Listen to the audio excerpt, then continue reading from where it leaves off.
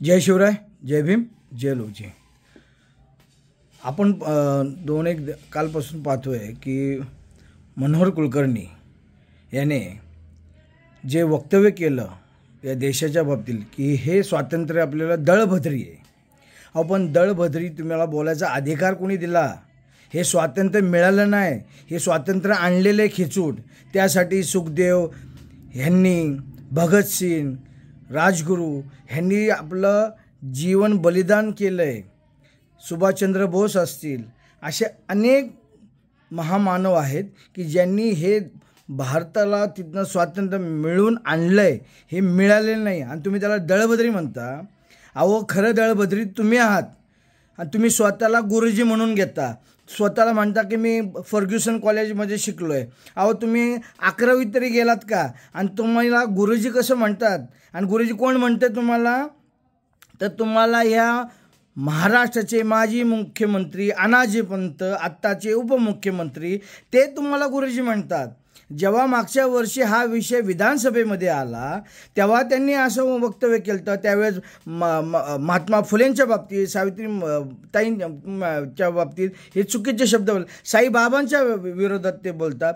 म्हणजे अशा माणसाला तुम्ही गुरुजी म्हणता, कारण हे RSSचं पाळलेलं पिल्लू आहे आणि ते भारतीय जनता पार्टीला कळत नकळत मदत करतं, म्हणून ते गुरुजी म्हणतात। का? त्याच्यासाठी देवेंद्र फडणवीस त्यासाठी विधानसभेमध्ये मागच्या वर्षी हा विषय म्हणला, आम्ही गुरुजी म्हणतो।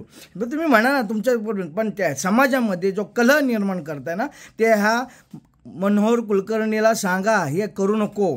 त्यांनी मागे जेव्हा पुण्यामध्ये जेव्हा सगळा विद्रोह झाला, हे त्यांनी घडवला होता, हा त्यांनी घडवलं नाही। आणि आता हे जे वक्तव्य करतो, कलह निर्माण करायचा प्रयत्न करतोय, दंगली कशा होतील ह्याचा विचार करतोय।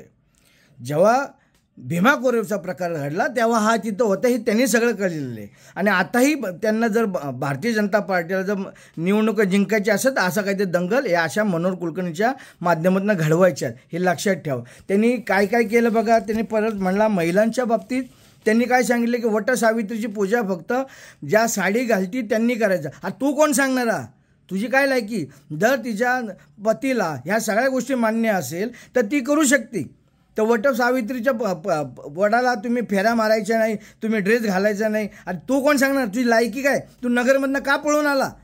नगरमध्ये तू होतास ना, नगरमध्ये तुझा जो बलात्काराचा गुन्हा चालू आहे त्याला तू घाबरून पळून गेला आणि सांगलीत वास्तव्य केलं। आणि तू फक्त आता त्या महाराजांचे किल्ले हे च्या नावाखाली स्वच्छतेचे तरुणांना एकत्र केलं, तरुणांना तुम्ही वेगळ्या मार्गाने नेताय, हे लक्षात ठेवा। मनोहर कुलकर्णी, तुम्ही फक्त गुरुजी असताल, हे फक्त भारतीय जनता पार्टीचे आणि RSSचे, आमचे नाही। त्यामुळं तुम्ही वागताना या महाराष्ट्रात एक लक्षात ठेवा, या महाराष्ट्रात आपण व्यवस्थित राहा। कारण एक लक्षात ठेवा, तुम्ही गुरुजी वगैरे काही नाही, तुम्ही बनवलेले गुरुजी आहेत हे लोकांना बदनाम करण्यासाठी, हे लक्षात ठेवा। जय भीम, जय लवजी, जय महाराष्ट्र।